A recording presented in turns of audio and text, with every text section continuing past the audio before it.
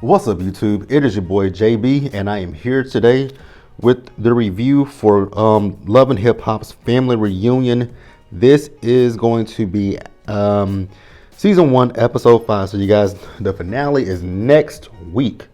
And then after that, they're going to do the couples retreat. I'm not reviewing that. I may watch it, but I'm not reviewing that shit. It just doesn't look interesting to me. And some of the couples I don't care about. Suffice it to say. Some of the couples I don't care about. Damn it. Sorry, you guys. I'm trying to get this. All right, there we go. So, yeah, this is episode 5 of season 1. The episode was titled Holy Hell.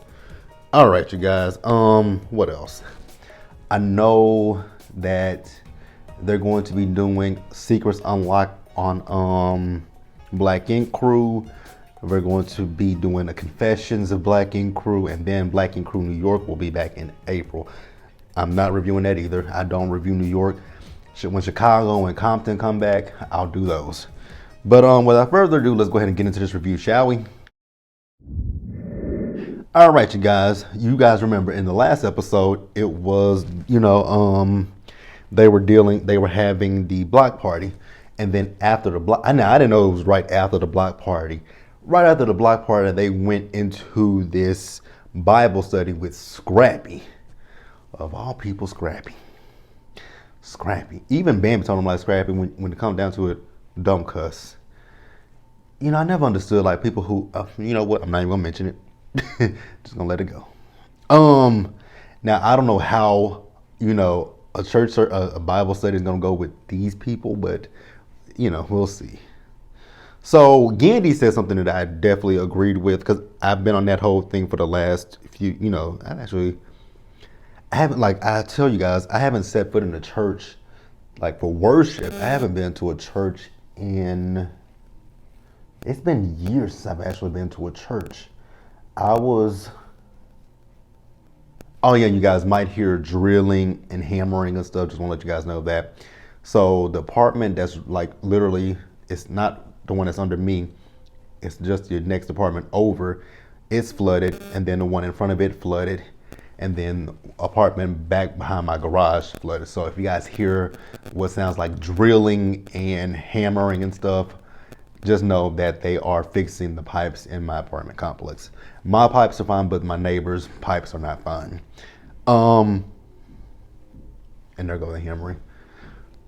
So yeah, you guys might hear that in my next few videos that I do. So yeah, back to this. With Yandy, she was talking about how she's not religious, but she is spiritual. I can, concur with that. I believe in God. I believe in, praying to God all the time. I pray. I just don't believe in going to church. I don't believe in organized religion anymore. I haven't believed in religion in quite some time. And I'm gonna be honest with you.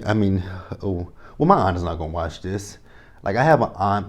Well, I'm not even talking about my aunt per se. But I just don't believe in organized. I just don't believe in organized religion. I think, for me, and I'm not trying to offend anybody by what I say. These are just my thoughts and my opinions.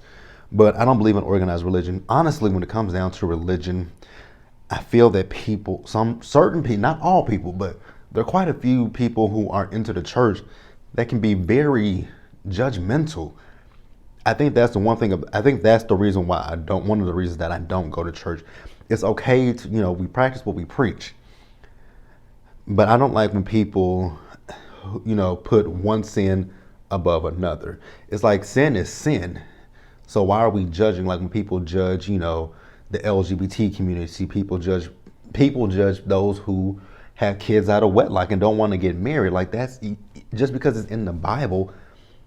We don't have to follow it. It's in the Bible, but we don't have to follow everything that's in the Bible. And because we were born into sin, So that's one of the reasons why I don't go to church. Even one of my subscribers said in one of my Real Housewives of Salt Lake City review, it's damn near, it could seem like a cult. Now, I'm not saying that, organized religions are cults. I'm not saying that. I'm just saying that I just don't, like I said, I just don't go to church for my personal, reasons. But if you go to church, that's That's your that's your decision. It's just not for me. I don't prefer to go to church because I thought about that a few years ago. I'm like, you know what? I should really start back going to church. But I was like, I don't need to go to church. Read your Bible. I read my Bible to get closer. I haven't actually read my Bible in a while.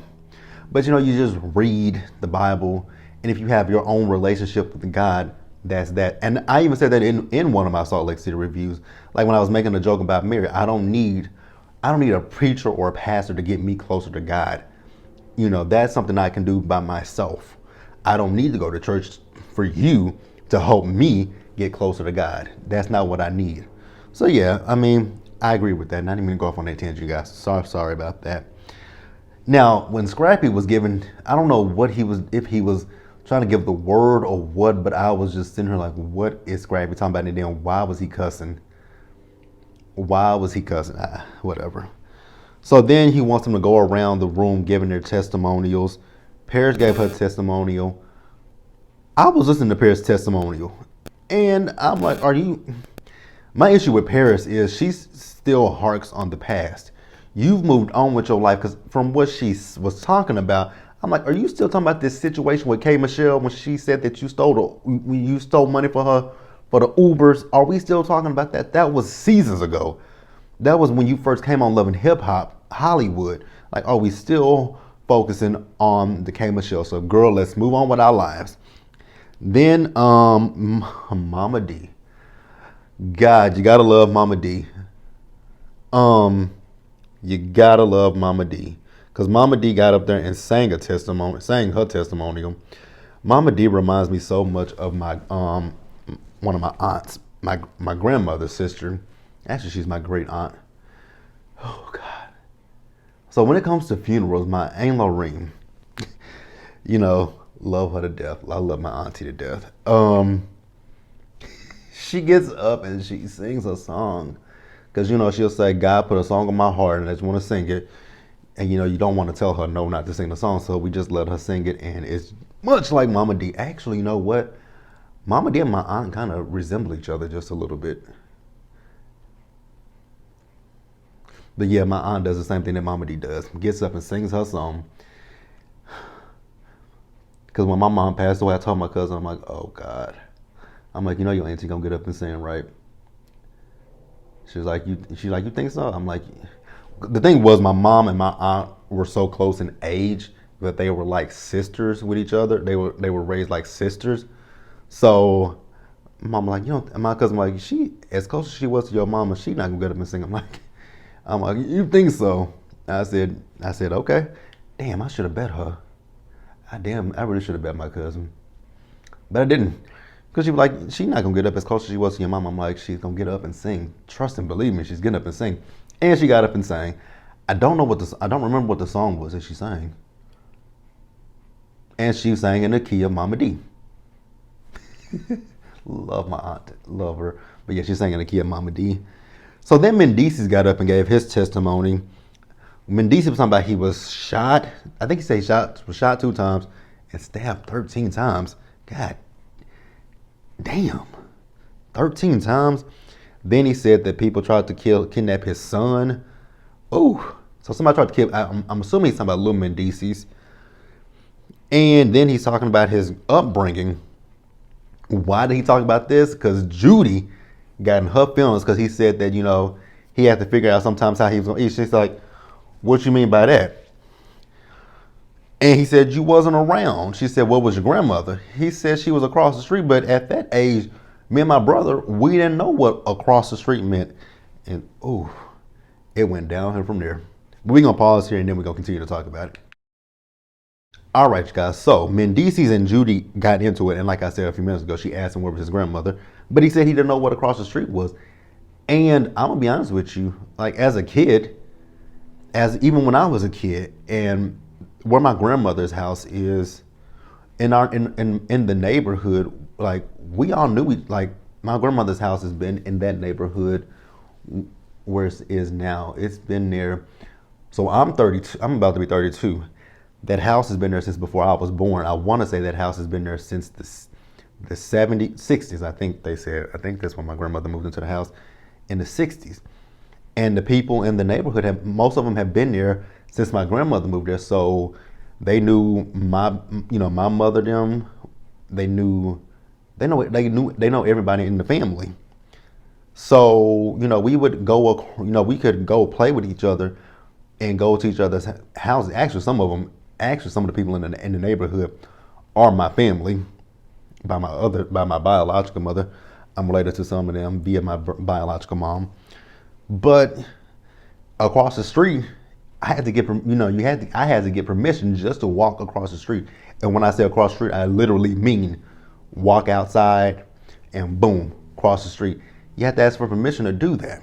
So I get where Mendices is coming from. And even when me and my mom moved out of my grandmother's house and we got our own house after we moved back to Texas, in our neighborhood, we were friends with everybody in the neighborhood.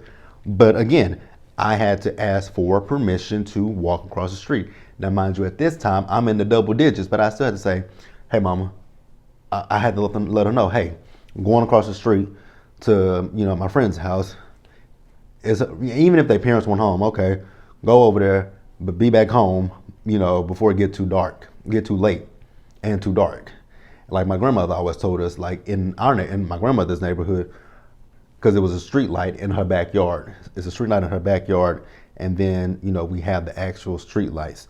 So she would always tell us, you make it back home before that street light come on. There was one time that we did not make it back home before the street light came on, and she was out there in that driveway waiting for us, and she popped every last one of us. So Judy, like I said, Judy is upset about Mendices talking about this situation. I didn't think what Mendices said was so bad. It's number one, it's his testimony, and you can't take that away from him. If that's what he went through, that's what he went through, Judy. You can't take that away from him. He's not saying that you were a bad mother. He's not saying anything bad about you. He's just saying that's what he had to go through. And again, like I said, you can't take that from him.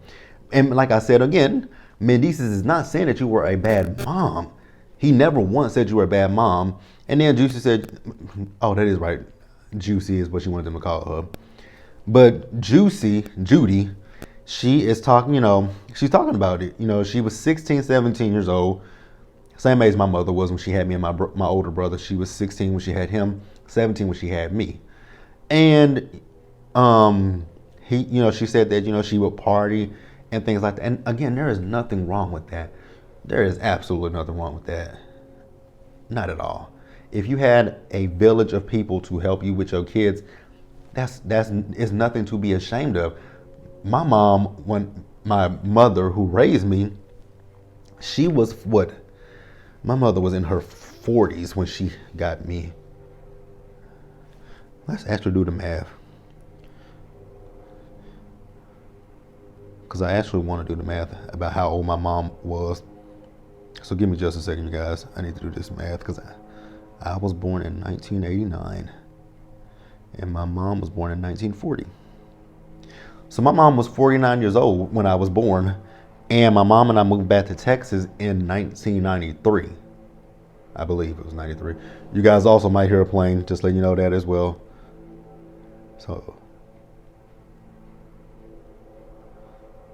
So when we moved back to Texas, my mom was in her 50s. She was 53 years old. Yeah, she was 53 years old. I should have been able to do that math. That's easy. I don't even know I need a calculator. But yeah, my mom was, my mom was, 49 when she, got me when we moved back to Texas. Actually, we moved back to Texas in 92. So she was 52 at the time. But my earliest memories when I started, was 3 and 4 years old. And even at that time, we had people, had a village. My family is huge. My grandmother had 11 kids, I believe. She had my mom, my uncle George, my papa, the twins, and Dot and Bobby, Uncle Bobo, Uncle Mickey, and Vicky. Uncle. Yeah, my grandmother had 11 children. And 11 children. Wow. How did my grandma do that? Jesus Christ. Yeah, so yeah, and like I said, she had people that helped her with me. So if I wasn't with my mom, I was with my big mama. If I wasn't with my big mama, I was with my Aunt Vicky, who had kids that were my age. So there was a village.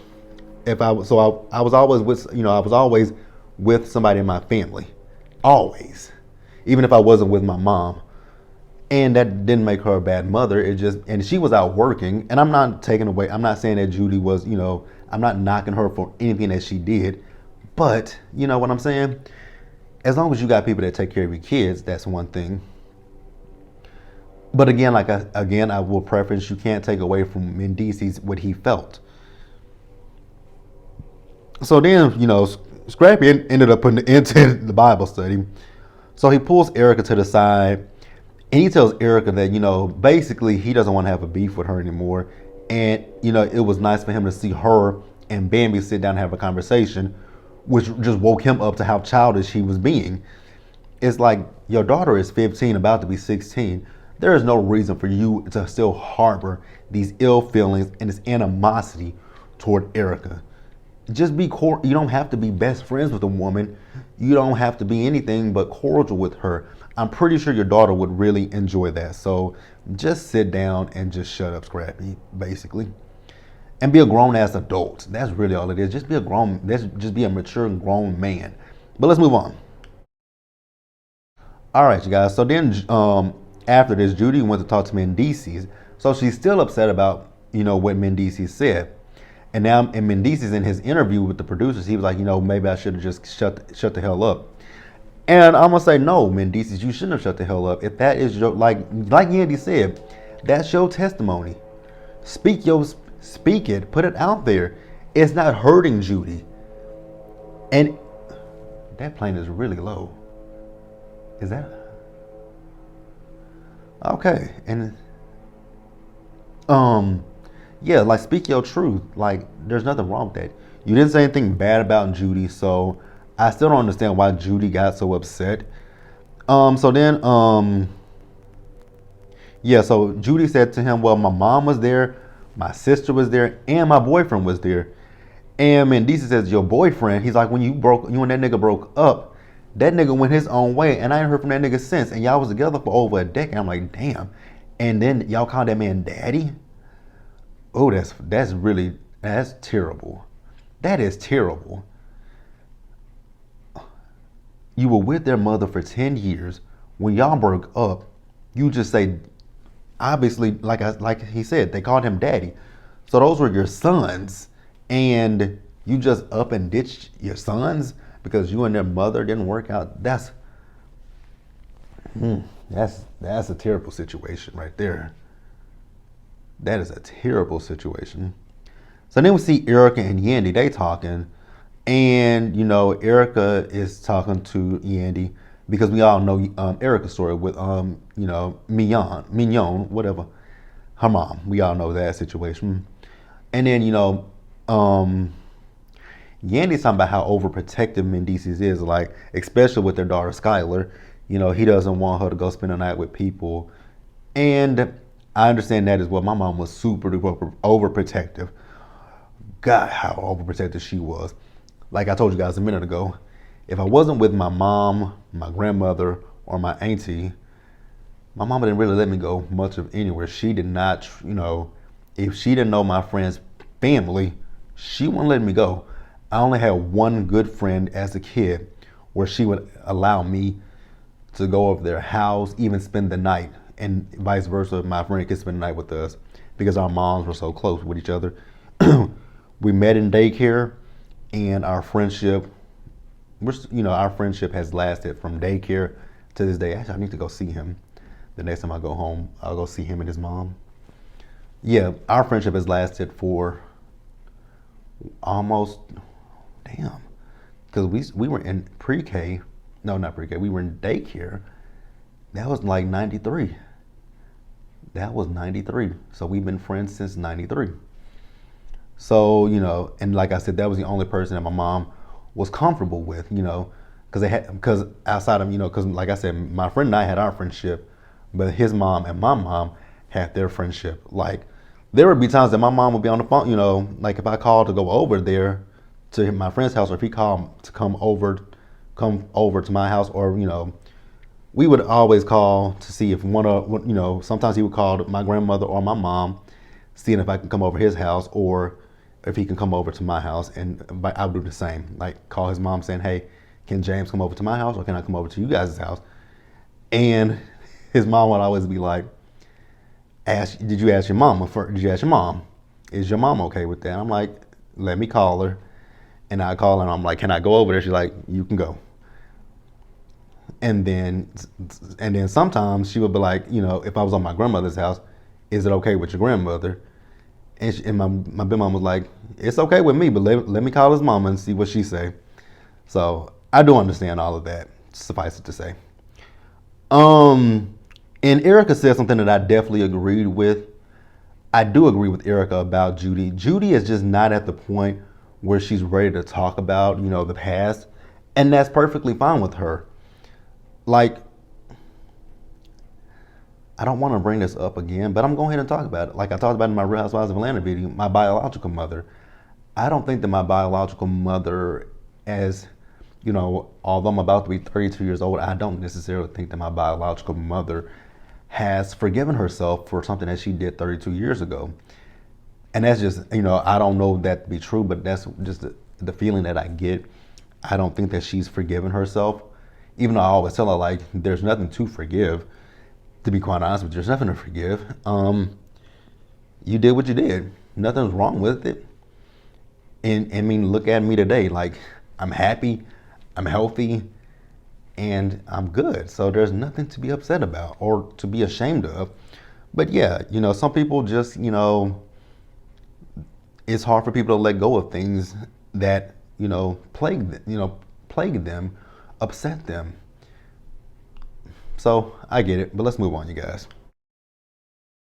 All right, you guys, I just don't understand why we are entertaining Trick.